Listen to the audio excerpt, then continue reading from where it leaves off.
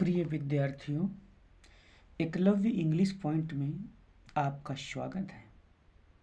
प्रिय विद्यार्थियों, आज हम क्लास 11th के अंतर्गत प्रोज सेक्शन में पहले चैप्टर का अध्ययन करेंगे। तो बेटे, आप लोग अपनी रफ और पेन निकाल के बैठा करो। जो डिफ़िकल्ट मीनिंग हो उसको लिख लिया करो, ठीक है। तो बेटे, पढ़ाने से पहले मैं बताना चाहूँगा कि चैप्टर थोड़ा सा लेंदी है, तो इसको हम टुकड़ों में पढ़ेंगे। मतलब इसके हम कई पार्ट बनाएंगे। तो वीडियो हम ज़्यादा लंबा नहीं बनाएंगे, छोटा बनाएंगे। शॉर्ट वीडियो होगा जिसमें से आपको पढ़ने में आसानी हो।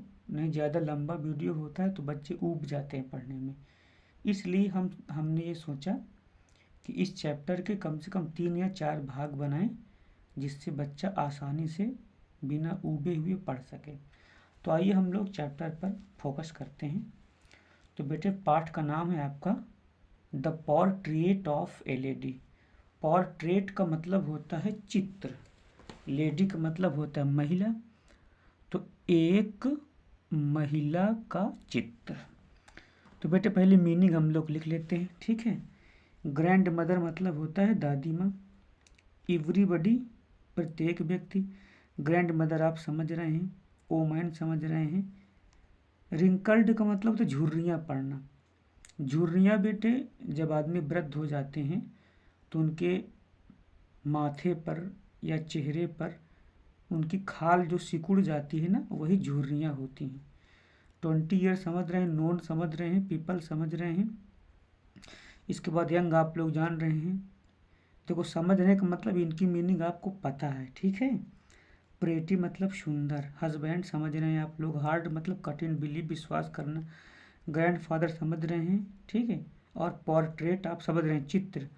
हंग मतलब लटकाना। हैंग का सेकंड फॉर्म है हैंग, हंग, हंग, ठीक है। और इसके बाद है आगे मेंटल पीस मतलब होती अंगीठी। ड्राइंग आप लोग समझ रहे हैं, ड्राइंग रूम। ड्राइंग रूम का मतलब होता है बैठक कक्ष, जिसे देहात में लोग बोलते हैं बैठका। और मतलब होता है पहनना। टर्बैन मतलब होता है पगड़ी। लूज फिटिंग समझ रहे हैं। क्लॉथेस समझ रहे हैं, लॉन्ग समझ रहे हैं। बियर्ड मतलब होती है दाढ़ी। कवर्ड मतलब ढका हुआ। चेस्ट मतलब होता है सीना। लुक समझ रहे हैं, लुक्ड समझ रहे हैं। एट लीस्ट मतलब होता है कम से कम। 100 ईयर समझ रहे हैं। इसके बाद सॉर्ट ऑफ पर्सन समझ रहे हैं। वुड हैव समझ रहे हैं आप लोग। वाइफ मतलब समझ रहे हैं ना, चिल्ड्रन समझ रहे हैं। आगे चलते हैं हम लोग। लॉट्स ऑफ लॉट्स, इसका मतलब होता है पर्याप्त। इसके बाद ग्रैंड चिल्ड्रन समझ रहे हैं, पोता पोती मतलब कई पोता पोती। ग्रैंड मदर समझ रहे हैं, बीइंग समझ रहे हैं, प्रेटी समझ रहे हैं, थॉट समझ रहे हैं। ऑलमोस्ट मतलब लगभग, लगभग। रिवॉल्टिंग मतलब होता है घृणित, घृणा करना, घृणित। ऑफन समझ रहे हैं, गेम समझ रहे हैं। इसके बाद ऑब्जर्व्ड, ऑब्जर्व्ड मतलब होता है मूर्खतापूर्ण। अनडिग्निफाइड का मतलब होता है अपमानजनक। और इसके बाद ट्रीट समझ रहे हैं। ट्रीट मतलब विश्वास करना, भरोसा करना। फेबल्स मतलब होती कहानियाँ। और प्रोफेट्स धर्म गुरु। तो फेबल्स ऑफ द प्रोफेट्स मतलब धर्म गुरुओं की कहानियाँ। चलो, मीनिंग हम लिखा दिए हैं। अब इसका हिंदी एक्सप्लेनेशन देख लेते हैं, ठीक है बेटे। आइए देखते हैं। माई ग्रैंड मदर, मेरी दादी माँ, लाइक एवरीबडीज ग्रैंड मदर, प्रत्येक व्यक्ति के दादी माँ की तरह थी। अर्थात मेरी दादी माँ प्रत्येक लोगों के दादी माँ की तरह थी। वाज एन ओल्ड वोमेन, वो भी बूढ़ी थी। अर्थात मेरी दादी माँ प्रत्येक लोगों के दादी माँ की तरह ही एक बूढ़ी औरत थी। She had been old, she had been old, वह बूढ़ी हो गई थी।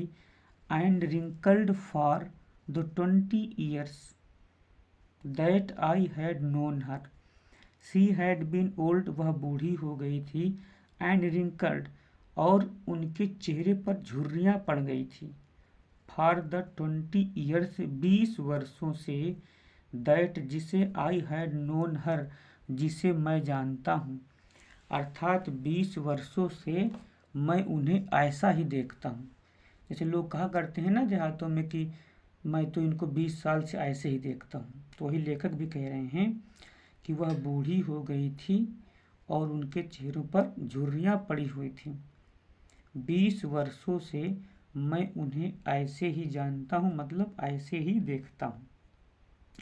पीपल सेड, लोग कहते हैं, दैट की, लोग कहते हैं कि she had once been young and pretty, कि वह भी एक बार जवान और सुंदर थीं।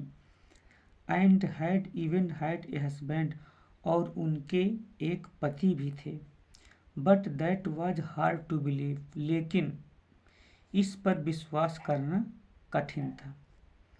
माई grandfather's portrait hung above the mantelpiece in the drawing room. मेरे दादाजी का चित्र, मेरे दादाजी का चित्र drawing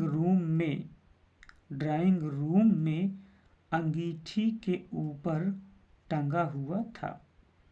he wore a big turban and loose fitting clothes, वो एक बड़ी पगड़ी पहनते थे और लूज फिटिंग क्लॉथेस, ढीले ढाले कपड़े पहनते थे। वह एक बड़ी पगड़ी और ढीले ढाले कपड़े पहनते थे।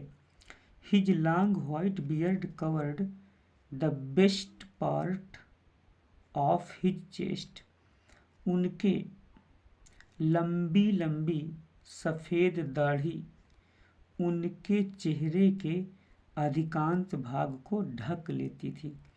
मतलब उनकी दाढ़ी इतनी बड़ी बड़ी थी दादाजी की कि आधा सीने के नीचे तक आ जाती थी, मतलब पूरा सीना ढक जाता था। वही कहा जा रहा है कि उनकी लंबी लंबी सफ़ेद दाढ़ी उनके चेहरे के, मतलब सॉरी, उनके सीने के अधिकांश भाग को ढक लेती थी। And he looked at least 100 years old, और वे ऐसे दिखाई देते थे जैसे कि 100 वर्ष के हो गए हों। मतलब ये हुआ बेटे कि वो कम से कम 100 वर्षों के दिखाई देते थे। वे कम से कम 100 वर्षों के दिखाई देते थे। He did not look the sort of person, वह इस प्रकार के व्यक्ति नहीं दिखाई देते थे who would have a wife और चिल्ड्रन, कि उनके पास एक पत्नी होगी और एक बच्चे होंगे। एक का मतलब अनेक बच्चे होंगे यहाँ पर। अर्थात वे ऐसे नहीं दिखते थे कि जैसे उनके एक पत्नी हो और बच्चे हों। ही लुक्ड, वो ऐसे दिखते थे एज इफ, जैसे कि he could only have lots grandchildren, वे ऐसे दिखते थे जैसे कि उनके कई पोते और पोतियां हों।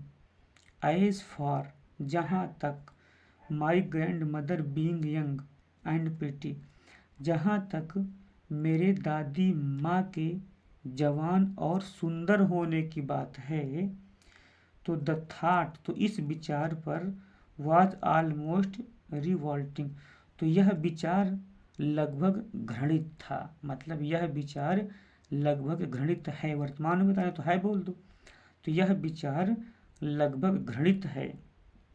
लेखक कह रहे हैं she often told us of the games, अर्थात वे प्रायः हमें खेलों के बारे में सुनाते थे, मतलब खेलों के बारे में बताते थे। कौन? दादी माँ। अर्थात वह मतलब वे प्रायः हमें खेलों के बारे में बताती थी। She used to play as a child, जिन्हें वह अपने बचपन में खेला करती थी। That seemed quite observed and undignified, अर्थात यह बिल्कुल मूर्खतापूर्ण और अपमानजनक था। ऑन हर पार्ट, उनके लिए, अर्थात उनके लिए यह बिल्कुल मूर्खतापूर्ण और अपमानजनक था। And we treated it like the fable of the prophets, और हम लोग इस पर विश्वास कर लेते थे धर्म गुरुओं के कहानियों की तरह। और हम लोग इस पर धर्म गुरुओं की कहानियों की तरह विश्वास कर लेते थे। She used to tell us, जिन्हें वह हमें सुनाया करती थी, जिन्हें वो हमें सुनाया करती थी। तो प्रिय विद्यार्थियों, आज इतना ही पढ़ाएंगे, क्योंकि वीडियो काफ़ी लंबा हो गया है। तो हम सोच रहे हैं आज यहीं पर विराम देते हैं। ठीक है, thank you, best of luck प्यारे बेटे।